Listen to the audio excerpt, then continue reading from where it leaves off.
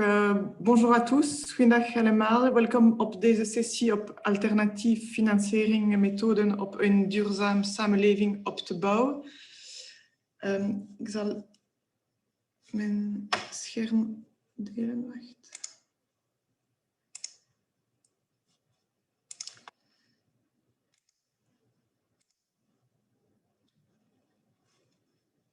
Dus, voilà.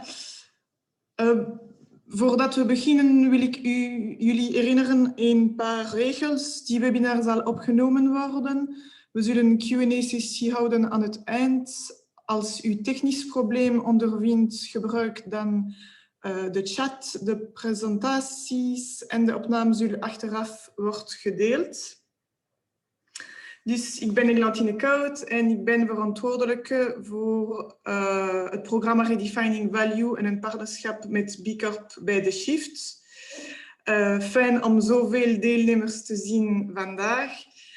Tijdens de sessie bespreken we enkel innovatieve en positieve financieringsoplossingen als alternatief oplossingen op duurzame projecten op te zetten. Vous apprendrez comment financer des projets par des techniques alternatives, comment maximiser l'impact, comment mobiliser l'épargne citoyenne, comment créer des business cases finançables en valorisant des externalités, comment créer des structures hybrides. Alors aujourd'hui, nous avons la chance d'avoir 3 spécialistes du financement alternatif. Ils ont tous les 3 une longue et riche expérience dans le domaine. Donc je les remercie déjà pour leur présence. Alors, nous aurons d'abord Alex Soutard, fondateur de Impact Square, qui nous présentera le Combo Bond. Ensuite, Céline Bouton, Deputy Director and Associate chez Lita.co, nous présentera ce qu'est le crowdfunding and lending. Et ensuite, François de Borgrave, fondateur et partenaire chez Cois, nous présentera le Social Impact Bond. À la fin de la session, les orateurs répondront aux questions que vous avez posées via la fonction Q&A que vous pouvez voir en dessous de votre écran. En dus, Alex, nu, the floor is yours.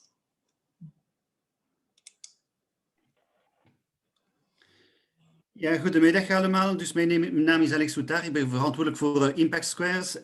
Ik zal rechtstreeks mijn scherm delen.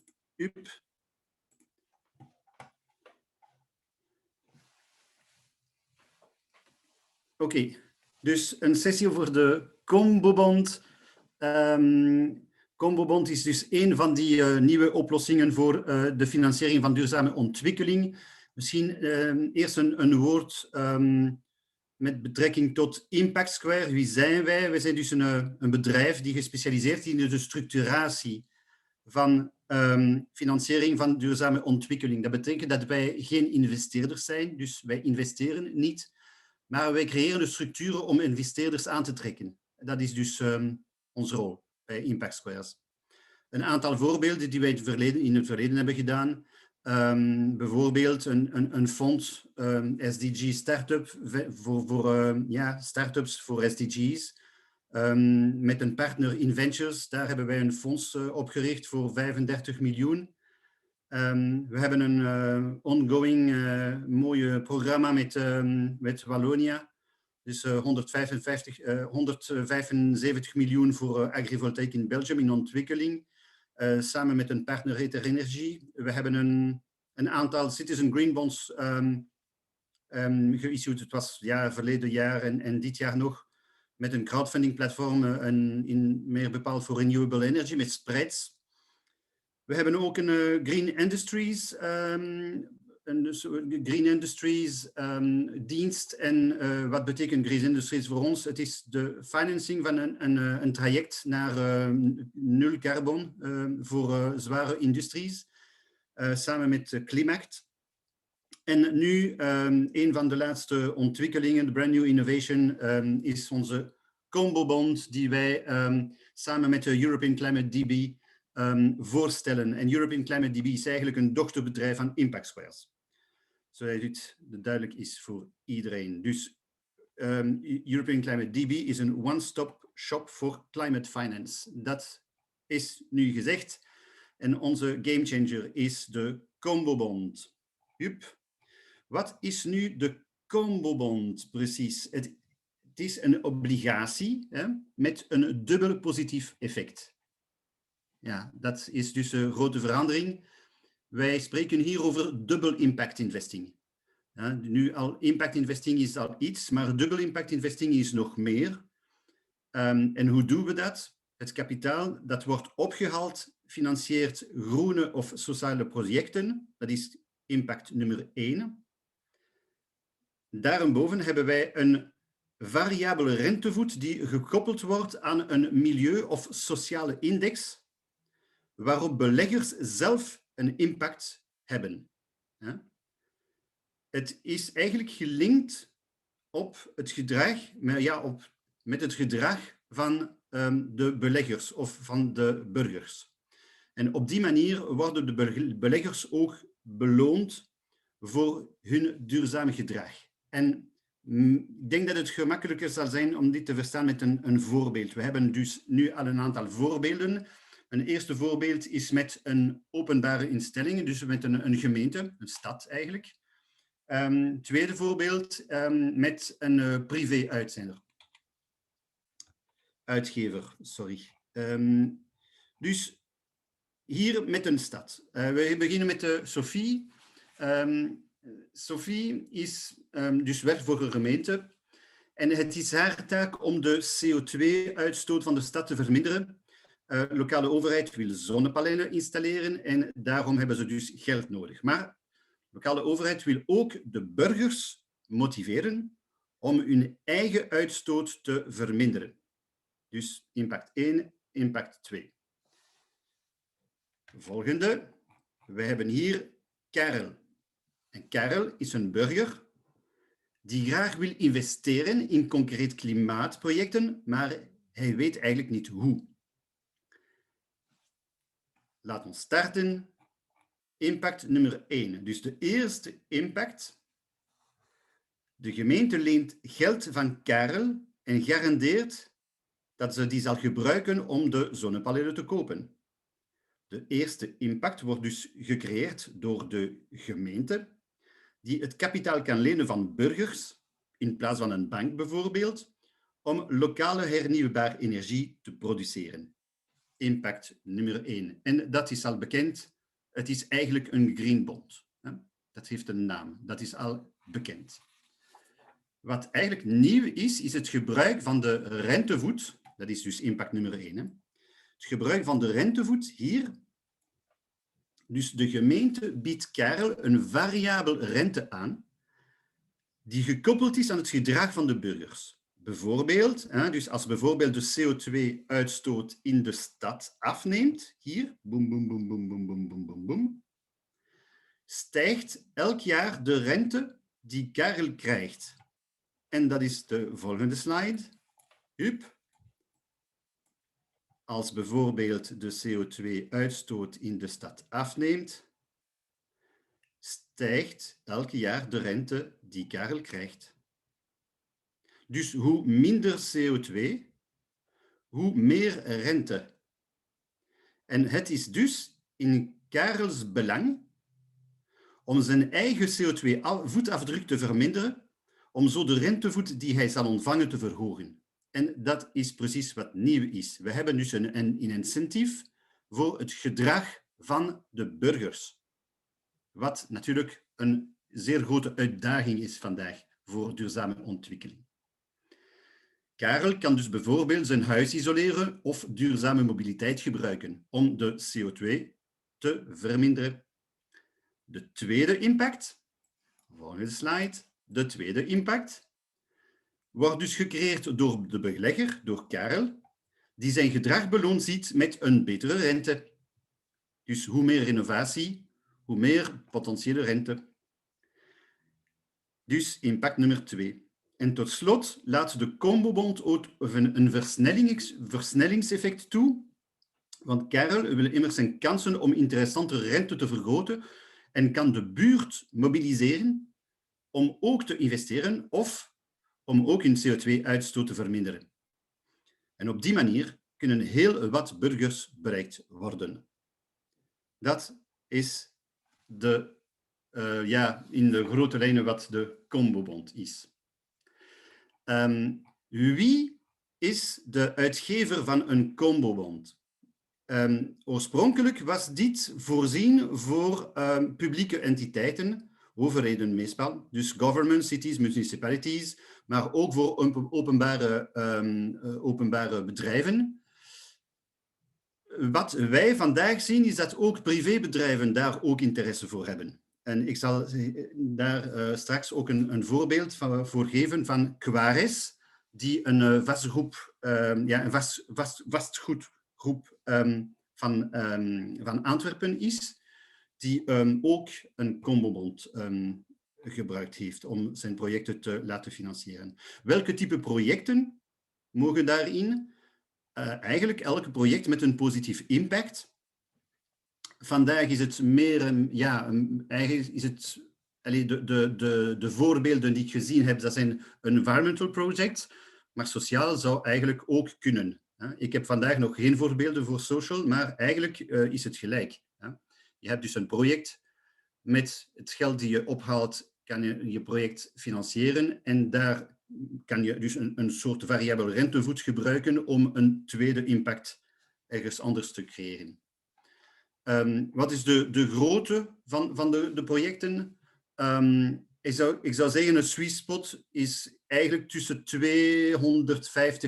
en meer dan 100 miljoen. We hebben dus verschillende voorbeelden. Ik zie dat wij een Q&A, is het... misschien is het... ik weet niet hoe wij dat doen. Zouden wij alle die vragen bijeen beantwoorden aan het eind van de... Ja, oké. Dus bedankt voor de vraag. Ik heb de vraag van Ricolto gezien, van Geert. Bedankt. Goed gezien, maar is een vraag voor straks. Mijn tweede voorbeeld met Quares. Quares is dus een grote duurzaam vastgoedgroep, lid van de Shift eigenlijk ook, dus met meer dan 15 jaar ervaring. Wat hebben wij daar gedaan? Dus hier ook, burgers gaan geld lenen aan Quares, die het zal gebruiken om zonnepanelen te financieren voor een bedrijf die zijn traject naar zero emission begonnen is. De installateur daar zorgt voor alles hier. Zorgt voor alles, installatie, onderhoud, zelf, recyclage enzovoort. De burgers worden dus derde partijfinanciering en ze krijgen daar dus eerst de impact voor Quares. Quares produceert hernieuwbare energie voor 500 gezinnen. Het is een besparing van ruim 400 ton CO2 jaarlijks. Dat is impact nummer 1. Dan hebben wij impact nummer 2. De burgers krijgen een variabele rentevoet. En de rente start aan 3,5% hier, maar kan oplopen naar 5% als het aandeel van hernieuwbare energie in België toeneemt. Dus deze informatie is beschikbaar op Eurostat. Hoe meer hernieuwbare energie, hoe meer rentevoet voor de investeerders. En dat kun je hier zien. Informatie beschikbaar op Eurostat. En dat is dus een projectie. Hoe meer hernieuwbare energie, hoe groter de rentevoet. Ja? Dus door hun eigen gedrag, hier ook, kunnen investeerders bijdragen aan deze stijging door bijvoorbeeld een duurzame energieleveranciers voor hun eigen huis te kiezen. Ja? Dat is wat zij kunnen doen. En om deze cijfer nog te doen stijgen, kunnen ze natuurlijk de hele buurt aanmoedigen om hetzelfde te doen. Dat zijn de grote lijnen van de Combobond. Wat is er gebeurd voor Quares? In een aantal dagen hebben wij een beetje meer dan 500.000 opgehaald. Met 3,5 basisrentevoet. Maximaal 5%. Eigenlijk hebben wij hier ruim 50.000 burgers bereikt met de communicatie. 111 burgers hebben daar geïnvesteerd. Dat is misschien een klein gedeelte van de total burgers die bereikt werden, maar eigenlijk was het sold out. Dus voor de anderen moeten ze de volgende combobond wachten. En wat was daar de toegevoegde waarde voor Quares? Het was eigenlijk een activatie van de markt, van het produceren van hernieuwbare energie. Want wanneer meer burgers voor hernieuwbare energie vragende partij zijn op de markt, hoe beter de positie van een hernieuwbare energieproducent wordt. Dus het gaat over de activatie van hun eigen markt. En in de aantal burgers die de vragen gesteld hebben gedurende de campagne, hebben wij eigenlijk meer dan de helft van de vragen gekregen over hoe kan ik zelf mijn eigen zonnepanelen krijgen. Het was eigenlijk geen vraag over de financiering zelf, maar wel over de inhoud. En dat is dus een teken dat Quares zijn eigen markt ook geactiveerd heeft. Dat zijn dus de benefits van de combobond en daarmee stop ik. Dus is een dubbel impact. Dus de financiële participatie. De combobond stelt een groot aantal burgers in staat om acties te ondernemen. En ze kunnen heel vaak deelnemen aan de financiering vanaf €100. Het is een beetje te vergelijken met de crowdfunding en crowdlending die Céline Bouton straks zal uitleggen. De maatschappelijke betrokkenheid zit in zijn engagement dus. Dus burgers die geïnvesteerd hebben kunnen zelf de rente toestijgen. Ja, natuurlijk is hun invloed heel beperkt, maar toch door hun eigen gedrag. En hoe minder ze bijvoorbeeld CO2-uitstoot genereren, hoe meer ze een grotere rentevoet kunnen krijgen. Soms is er een positieve begrotingseffect, dus cost reduction en market activation. Hier is het een voorbeeld van een stad waar wij 5 miljoen willen ophalen voor de financiering van een afvalinstallatie. En de stad leent de benodigde bedrag van haar burgers, het bedrag van haar burgers, met een basisrentevoet die zeer laag is. De rentevoet kan stijgen indien de burgers minder afval creëren. Dus zero waste. Dat betekent dat impact nummer 1 is de afvalinstallatie.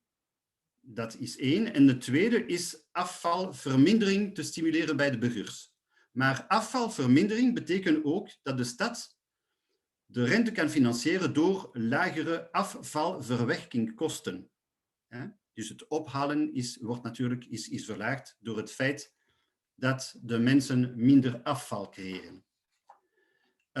Easy, omdat wij alles voor jullie doen. En secured, omdat het beveiligd is. Wij werken enkel natuurlijk met partners die gereguleerd zijn door de FSMA. Ik denk dat dit het einde is van mijn voorstel. Trajecten in 3 weken. Dat zijn de verschillende stappen die jullie mogen aangaan wanneer jullie geïnteresseerd hebben. En tenslotte heb ik hier een test voor jullie. Is dat voor jullie of niet? Dat kunnen jullie rechtstreeks testeren met die dingen. Got it. Met de QR-codes. Hier voor een test in het Nederlands en daar in het Frans. Wat zal daar gebeuren? Flash it met uw smartphone. En je komt rechtstreeks op een test om gewoon te kunnen vaststellen of een combobond voor jullie is of niet. Met een aantal vragen krijgen jullie rechtstreeks een antwoord met alle de parameters die wij denken die gebaseerd ofwel op de postcode van een gemeente ofwel op de BTW-nummer van een bedrijf. Dat is het enige die jullie moeten insteken in de test simulatie. En daarmee heb ik gedaan, denk ik. Is het de bedoeling dat ik nu de vragen... Nee, we zullen een Q&A at het eind van het Ok, ça va. En dus, Céline, je pense que la deuxième présentation est pour toi. Je me tais maintenant.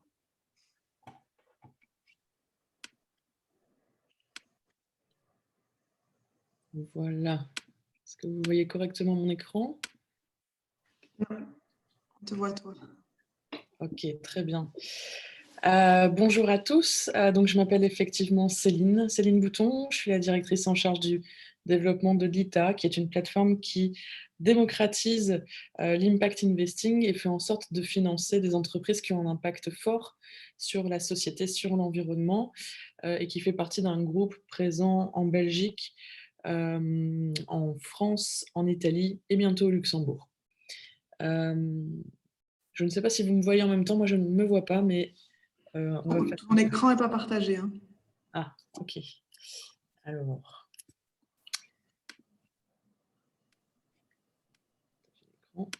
Là, c'est bon. Voilà. Oui, et si tu peux. Oui.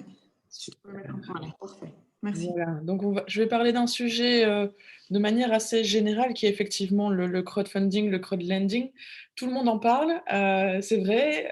Il y a énormément de choses qu'on voit dans la presse. C'est un sujet qui est très présent, notamment aujourd'hui quand on parle de relance économique, qu'on sait que 300 milliards d'euros dorment sur les comptes épargne des Belges. Et que plus 15 milliards ont été épargnés en 2020. Donc c'est un sujet assez bouillant. Vous voyez Thomas Dermine qui annonçait aussi que mobiliser cette épargne citoyenne était un enjeu pour les défis à venir. Et d'ailleurs, un petit chiffre de la BNB aussi qui estimait que 21% des entreprises belges étaient en fonds propres négatifs à fin septembre 2020. Donc, c'est un sujet qui est important. On va en discuter aujourd'hui, effectivement. Parce que c'est un secteur qui prend de l'ampleur.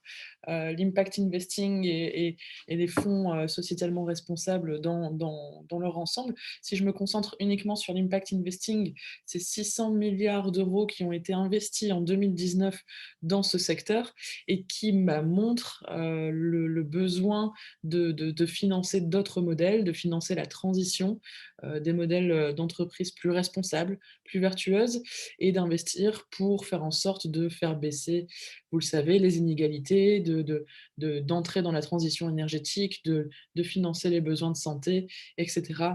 etc.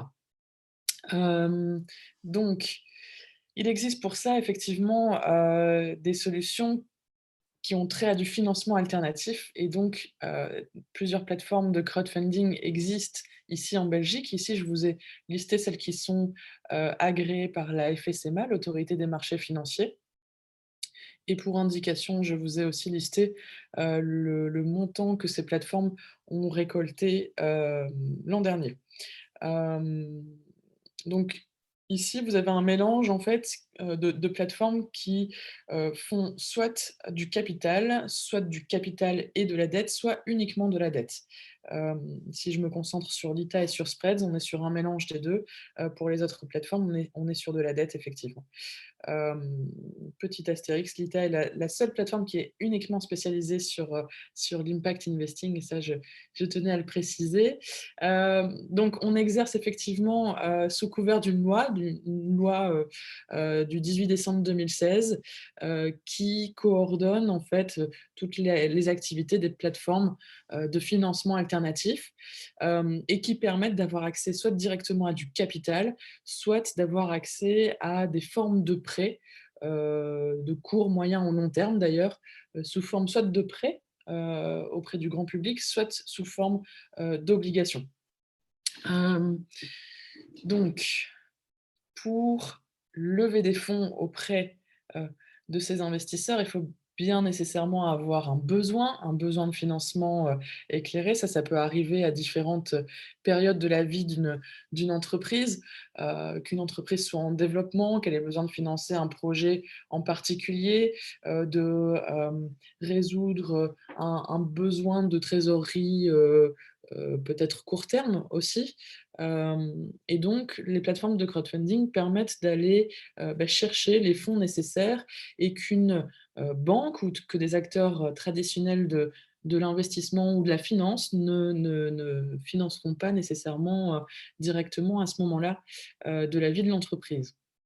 Donc c'est assez intéressant de se pencher sur ces acteurs-là quand on a des besoins spécifiques. Et pourquoi aller faire appel à ces plateformes et donc aller faire un appel public à l'épargne? Beh, pour différentes raisons. Je vous en ai listé 4 ici. Bien sûr, tout ce qui est accès à la finance, sans nécessairement avoir besoin de donner ou de donner ou d'assurer des garanties à ces prêteurs, d'aller chercher du capital qui va permettre de renforcer les fonds propres hein, de l'entreprise. Et puis, vous avez aussi tout l'aspect branding, donc l'effet de marque, faire en sorte que le public voit votre marque et d'être visible auprès d'un certain public. Et également d'aller chercher une communauté de premiers users, de premiers clients, d'ambassadeurs qui vont renforcer effectivement aussi cette visibilité et parfois aussi à travers des groupes de travail, si jamais ils sont mis en place les activités ou la marque de l'entreprise. Donc pour faire ça, effectivement, il y a un cadre réglementaire et les plateformes permettent de cadrer en fait tout ce qui est nécessaire pour aller faire un appel public à l'épargne qui est cadré par la loi. Pardon. Donc je le disais, on peut choisir sa plateforme en fonction des instruments que l'entreprise a besoin d'éditer, soit sous forme d'actions, et ça peut être pour tout type d'entreprise, y compris des coopératives, soit sous forme d'obligations convertibles, de prêts, d'obligations, et ce, dans une logique d'investissement en général plutôt moyen ou long terme, puisque pour des entreprises qui utilisent des plateformes qui sont plutôt tournées vers l'impact ou vers la durabilité, les périodes d'investissement sont plutôt de 5 à 7 ans en général, dans la majorité des cas. Ce que ça permet de faire ici, c'est aussi de faire appel à un pouvoir financier, à une manne financière, si je puis dire, sans nécessairement se séparer de la majorité de son capital. Et donc d'aller chercher des actionnaires minoritaires, quand on parle de capital, donc d'equity ici, et donc de ne pas trop se diluer et perdre le contrôle de son entreprise. Donc ça, c'est des mécanismes qui sont importants d'avoir en tête. Je reviens ici sur des fondamentaux. Tous les instruments qui sont liés plutôt à de la dette, ça c'est vraiment emprunter comme on le ferait plutôt à une banque, mais ici avec une multitude d'investisseurs, donc entre 10 et ça dépend pour les plus grandes campagnes, peut-être 1000, 2000 investisseurs qui vont prêter à un taux d'intérêt déclaré sur une durée déclarée. Tandis que sur le capital, là, on offre vraiment une part de son entreprise pour faire grandir, du coup, ce que je disais tantôt, les fonds propres et aller chercher de nouveaux actionnaires ou de nouveaux coopérateurs, pourquoi pas, au sein de la société. Ça permet d'aller chercher de la trésorerie, de faire un effet de levier sur différentes autres types de financement, notamment sur du prêt bancaire, hein, quand on va chercher de l'obligation, ça permet d'avoir cet effet de levier-là, et donc d'assurer une solidité, une durabilité financière sur le plus long terme. Ce que le public recherche en général, c'est vraiment de pouvoir soit être complètement autonome, puisqu'ils investissent en général directement dans les entreprises, soit c'est de vivre une aventure entrepreneuriale ou actionnariale, si je puis dire, et de pouvoir suivre aussi les entreprises dans lesquelles, les personnes vont investir. Donc, elles sont plutôt à la recherche de business models qui sont pérennes, qui sont solides dans la plupart des cas, et donc c'est pour ça que sur la plupart des plateformes, belges, vous retrouverez des entreprises qui ont déjà plusieurs années d'expérience, voire beaucoup d'années d'expérience, puisque le taux de faillite aussi est quelque chose qui est très important, et de faire attention de sélectionner pour les personnes qui travaillent pour les plateformes de crowd, des entreprises qui vont tenir la route et qui ne vont pas se casser la figure au bout de 2 ou 3 ans, c'est extrêmement important, pour contenter aussi la communauté d'investisseurs qui est présente sur la plateforme. Parfois, les investisseurs recherchent des garanties, alors des garanties sur l'immobilier, des garanties offertes par la région. Les régions ont mis en place différentes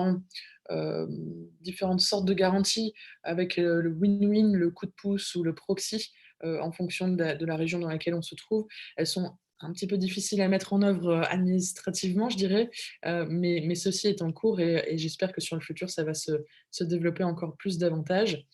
Euh, et puis, voilà, enfin, vous avez tout ça listé. Je vais aller un petit peu plus vite pour vous montrer aussi un incitant fiscal qui est intéressant de connaître, qui est le tax shelter. Le tax shelter qui permet aux investisseurs particuliers, et donc pas aux entreprises, mais aux investisseurs particuliers, de réduire une part de leur assiette fiscale. Et ceci est intéressant puisque quand vous allez investir dans une start-up, par exemple, une micro-entreprise, là, vous allez pouvoir bénéficier de 45% de réduction en tant que particulier sur votre assiette fiscale totale. Donc, c'est des mécanismes qui sont intéressants à connaître et qui sont aussi très bénéfiques pour les entreprises qui cherchent à lever des fonds, puisque ça facilite l'accès à ce capital auprès du grand public. Pour toute plateforme de crowdfunding, je voulais simplement vous montrer ceci. On va vous accompagner. Une plateforme de crowdfunding n'est pas simplement une structure Internet, une interface sur laquelle on va jeter un projet et sur lequel ça va se passer tout seul. Au contraire, il y a tout un accompagnement stratégique, financier, juridique, et parfois de mesures d'impact aussi qui est mis en place pour pouvoir accompagner les campagnes de levée de fonds qui se font sur ces plateformes, des dossiers d'investissement qui sont remis et donc qui font un résumé de la due diligence qui a été engagée auprès des entrepreneurs, et puis tout un support et pour la plupart des plateformes, un suivi au niveau notamment du remboursement, des attestations tax shelter, un reporting généralement trimestriel, semestriel ou annuel qui se fait. Vous allez pouvoir aussi, en tant qu'actionnaire, voter aux assemblées générales en ligne dans lesquelles vous auriez potentiellement investi. Et puis, parfois, il y a aussi une représentation de la majorité des investisseurs au conseil d'administration afin de s'assurer que la mission de l'entreprise et le développement de l'entreprise se passent bien. Alors, je voulais ici, puisqu'on est avec beaucoup de personnes qui travaillent dans le corporate, vous inviter aussi à découvrir un mécanisme qui peut être intéressant pour une entreprise, c'est de co-investir aux côtés des particuliers et donc de faire du 1 pour 1. Avec l'ITA, on l'a déjà fait notamment en France avec une compagnie d'assurance qui s'appelle Aviva et qui, à travers un fonds d'investissement, permettait au grand public qui investissait 100 ou 1000 euros de doubler ses montants à travers ce fonds. Et ici, sur la Belgique, je tiens à le dire, on est en train de rechercher un partenaire qui serait en capacité ou qui aurait la volonté de vouloir co-investir et donc de cofinancer des entreprises sélectionnées, que ce soit sur des thèmes généraux, mobilité, éducation, mode, etc., etc., etc., ou sur un thème très particulier qui est cher à l'entreprise elle-même. Donc voilà, à votre disposition pour en discuter également. Vous retrouverez mon email à la fin de la présentation et je vais laisser la parole à François, du coup, et je vous souhaite un bon après-midi. À plus tard. Merci Céline. Merci Céline, bonjour à tous. Alors, moi je suis le schizophrène de la bande, donc je vais faire une partie de la présentation en français et une autre partie en néerlandais, en espérant que ça ne devienne pas une grande soupe. On verra bien la suite. Alors, je vais partager mon écran et je ne vais pas parler pendant ce moment-là parce que j'ai besoin de me concentrer très fort. Voilà. Donc, mon nom est François de Borgrave. Je suis cofondateur de Cois, qui est une société d'impact investing que j'ai créée il y a 10 ans. Ouh là là, il y a un truc qui se passe ici. Ça bouge trop vite, pardon. Donc, voilà. Cois, qui est une société de finances innovantes que j'ai créée il y a 10 ans et qui se focalise à 100% sur les investissements à impact. Donc, on est une société de finances d'impact et ce que nous faisons, c'est que nous essayons de transformer des projets avec au impact ou au potentiel d'impact social et environnemental en des propositions d'investissement tangibles pour des investisseurs institutionnels ou des investisseurs privés, voire même des investisseurs publics parfois. Et nous faisons ça de deux manières. Un, en créant nos propres fonds, ou bien en créant des instruments spécifiques de finances sociales dont je vais parler de certains dans cette présentation. Heel kort, dus op niveau van de verschillende concrete activiteiten dat wij doen. Dus jullie zien op de linkerkant, wij zijn actief in asset management. Dus dat zijn onze eigen fondsen die gelijkaardig zijn aan private equity fondsen, zou ik zeggen. Bijvoorbeeld in India hebben wij 2 soorten fondsen. Eén fonds waar wij investeringen doen in bedrijven die impact hebben op verschillende thematieken, verschillende sectoren, gezondheidszorg, onderwijs, opleiding en milieu bijvoorbeeld. Maar we hebben ook een reeks fondsen, HealthQuad, die zich richten op gezondheidszorg als echt specialiteit. En daar hebben wij nu een fonds. De investeerders in die fonds zijn bijvoorbeeld Akkermans van Aren of de Zweedse Development Finance Institution of een Amerikaanse pensioenfonds enzovoort. Dus zeer veel gericht naar institutionele investeerders. En daar hebben wij een 120 miljoen target voor deze fonds. En we zullen dat normaal gezien niet afsluiten deze jaar. We hebben al $70 miljoen al op de tafel. Inclusio is een ander voorbeeld. Dat is een fonds in sociale huisvesting dat we hebben opgericht in België. Is naar de beurs gegaan verleden december. En we hebben nu ongeveer 150 miljoen euro's aan kapitaal om gebouwen te kopen in België en de appartementen in die gebouwen te verhuren via sociaal verhuurkantoren naar mensen met lage inkomsten.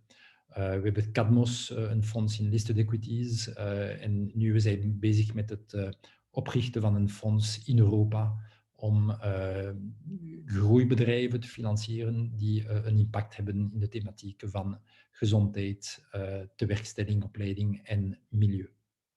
Dus dat is echt het kant van asset management. En op de kant van innovative finance, het is echt een werk dat wij doen voor derde partijen, voor klanten, stichtingen, VZW's, regeringen of corporates eigenlijk ook. Waar wij helpen hen om specifieke instrumenten te bouwen rond thematieken die dicht bij hun strategie zijn. Dus, en daar zijn de specifieke instrumenten impactbonds en we gaan dieper gaan in die thematiek nu in die presentatie.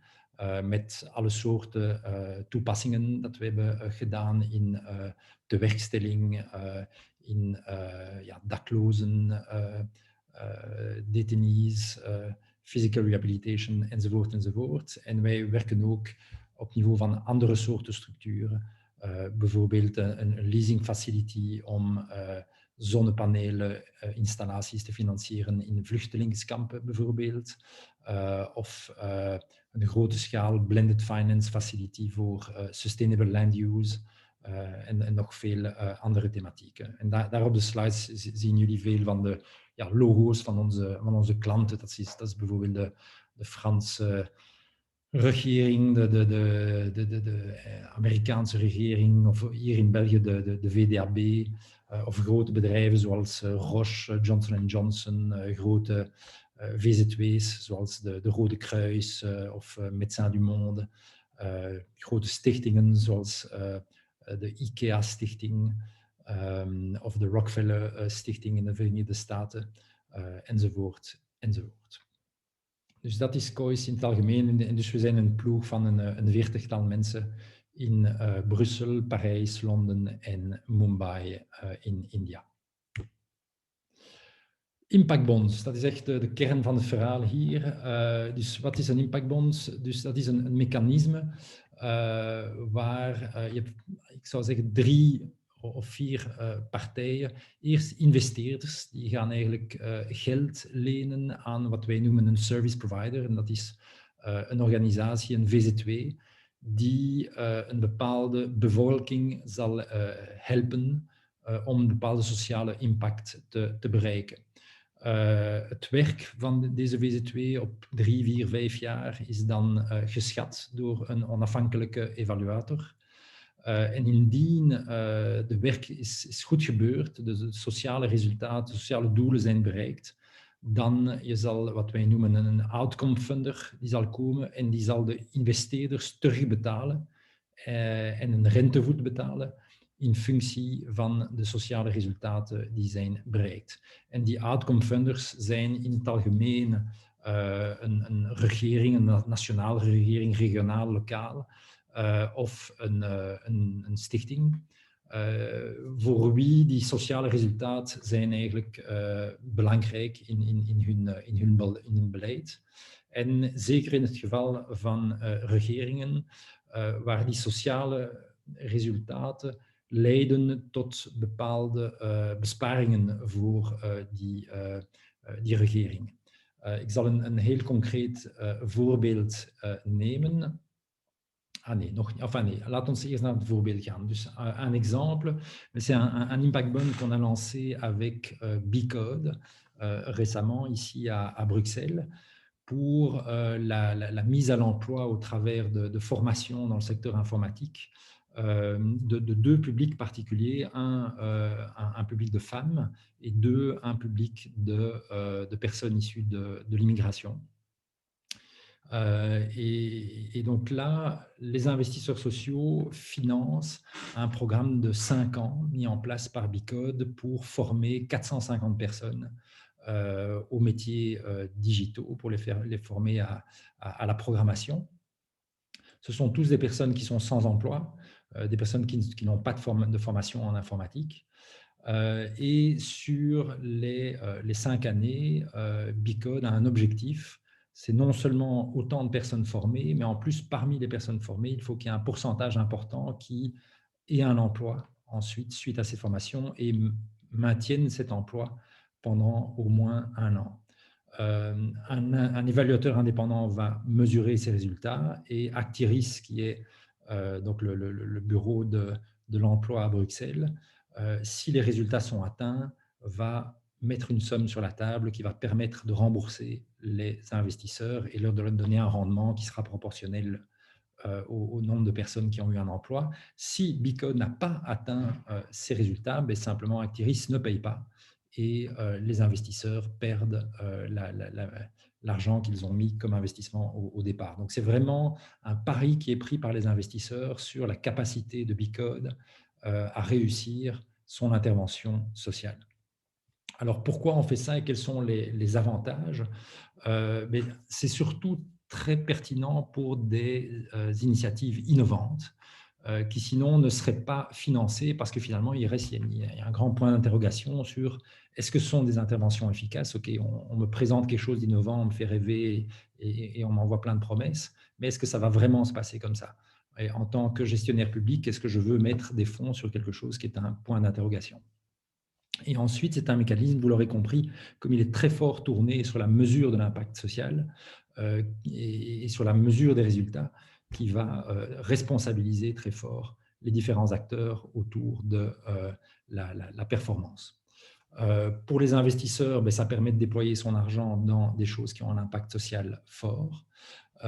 Pour les outcome funders, donateurs, ben, ça permet vraiment de renforcer des organisations innovantes, de construire cette capacité locale, de permettre une prise de risque sans que le risque soit sur le budget du contribuable. Et pour l'organisation, l'ASB, le service provider qui va mettre ce programme en place, ben, ça diversifie ses sources de financement. Et ce que ça permet également, c'est d'avoir du financement sur plusieurs années, alors que souvent au niveau des donations publiques, en tout cas, ce sont des financements qui sont sur 1 an renouvelables. Au niveau de COIS, donc on a déjà structuré 11 Impact Bonds, non seulement en Belgique, mais également en France et dans différents pays en voie de développement, avec différentes organisations dont vous voyez les logos ici. Donc nous avons bien sûr aidé Actiris à lancer les 3 Impact Bonds qu'ils ont lancés. Le VDAB également, nous les avons accompagnés dans le lancement de leurs Impact Bonds, mais également d'autres organisations comme le gouvernement français, des organisations comme Médecins du Monde ou le CICR, dans différentes thématiques, qui soient par exemple éviter un internement non approprié pour les détenus ex-sans-abri, ou ça peut être également, ben, j'ai parlé de thématiques liées à l'emploi, mais également, par exemple, des accompagnements de familles fragilisées pour éviter le placement des enfants de ces familles dans des institutions.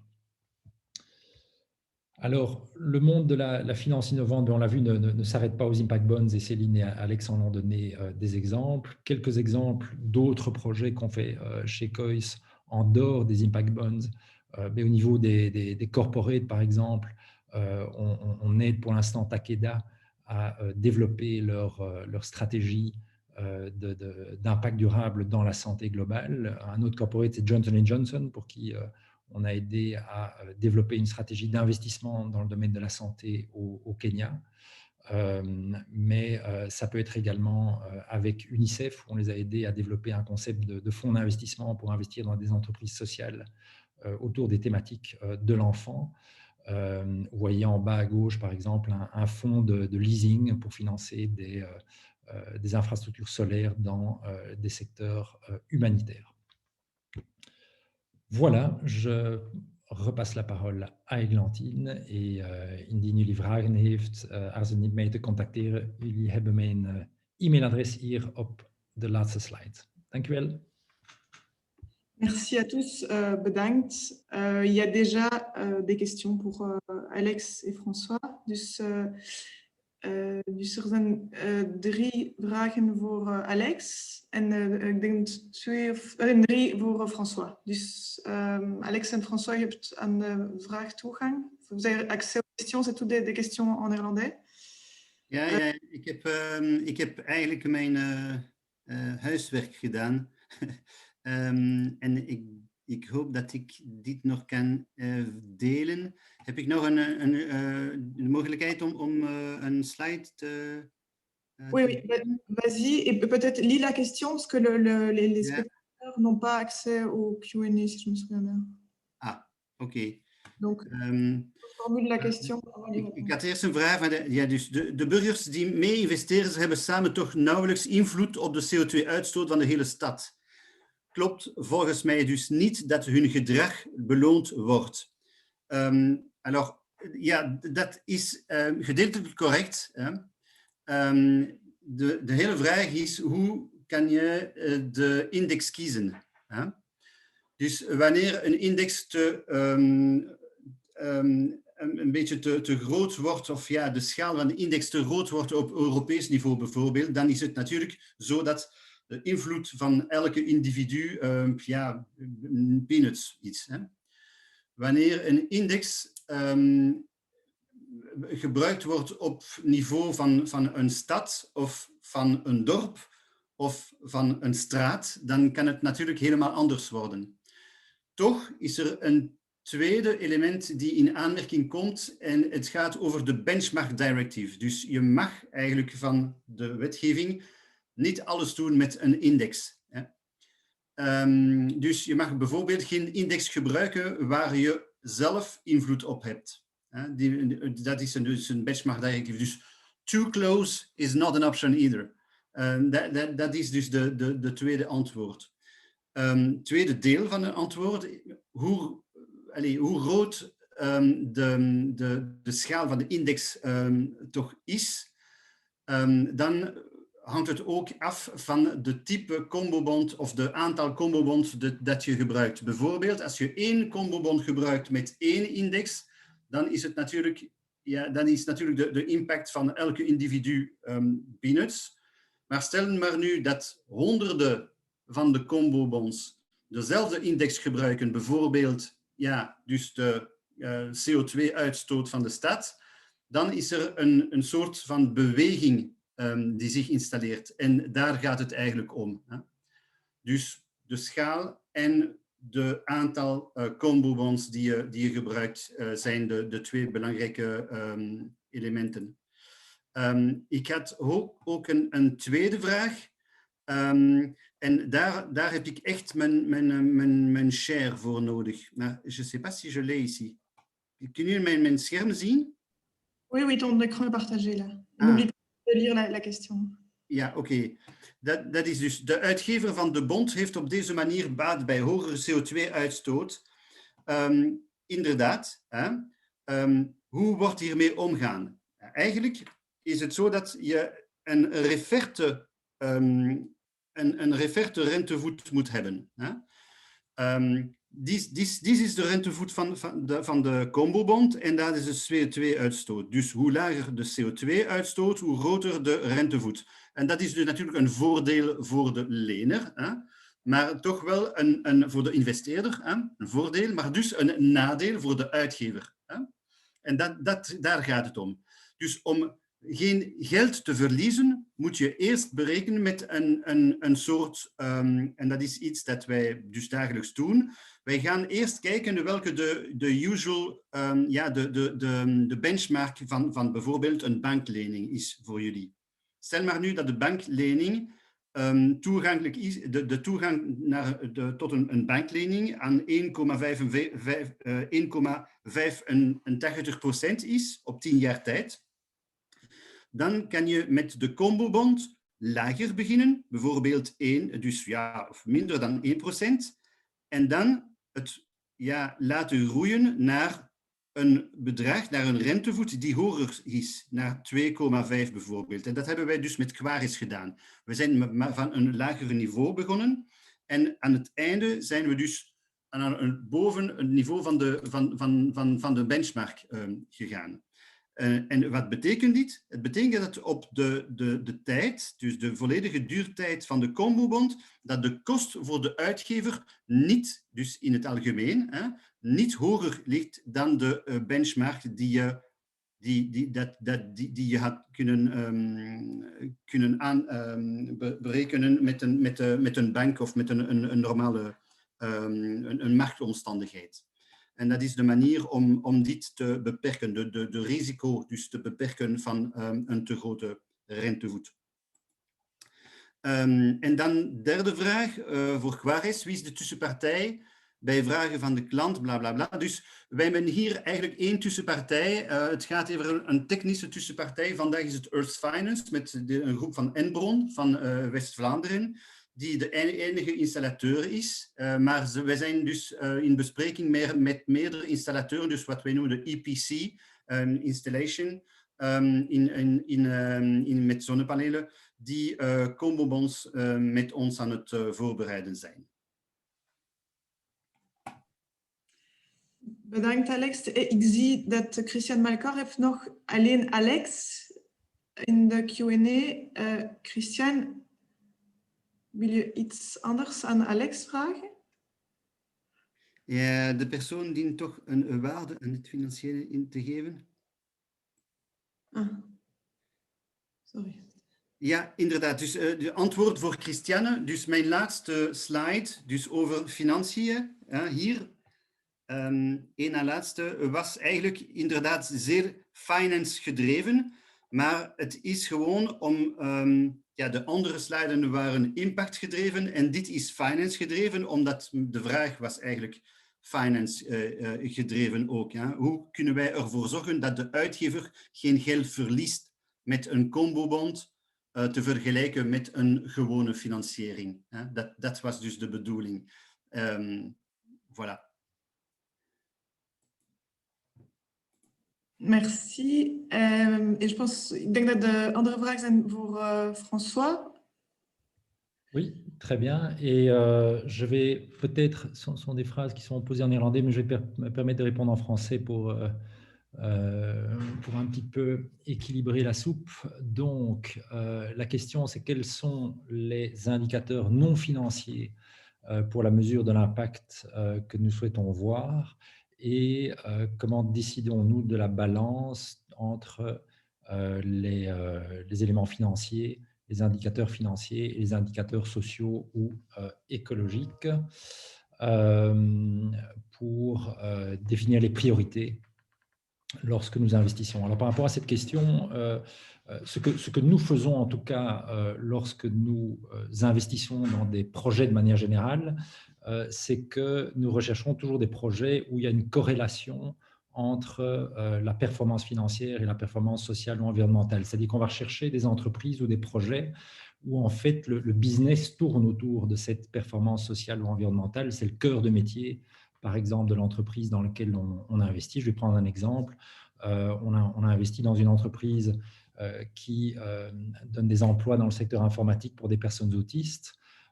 Ces personnes autistes, en fait, elles ont une intelligence que des personnes non autistes n'ont pas. Donc, c'est vraiment ça la valeur ajoutée qu'on va vendre aux clients qui ont besoin de ces services informatiques. Et là, plus l'entreprise grandit, plus il y a de personnes autistes qui sont à l'emploi dans cette entreprise, plus l'entreprise a de la valeur. Et nous, en tant qu'actionnaires, on gagne. Si on devait arrêter d'avoir des consultants autistes ou réduire la voilure, en fait, on perdrait de la valeur dans ce business. Donc ça, c'est très important, c'est de s'assurer qu'on investit dans des choses où les deux sont corrélés. Sinon, effectivement, il y a un risque de ce qu'on appelle le mission drift dans le développement de l'entreprise. Évidemment, au niveau des impact bonds, la question se pose beaucoup moins, puisque là, la question de l'impact social est centrale et est encore une fois directement corrélée avec le rendement financier que les investisseurs vont atteindre. Et ensuite, il y a une autre question sur l'exemple de Bicode et les impact bonds. Est-ce que c'est le tout ou rien? Est-ce qu'on gagne tout ou on perd tout en fonction de est-ce qu'on a atteint ou pas les objectifs?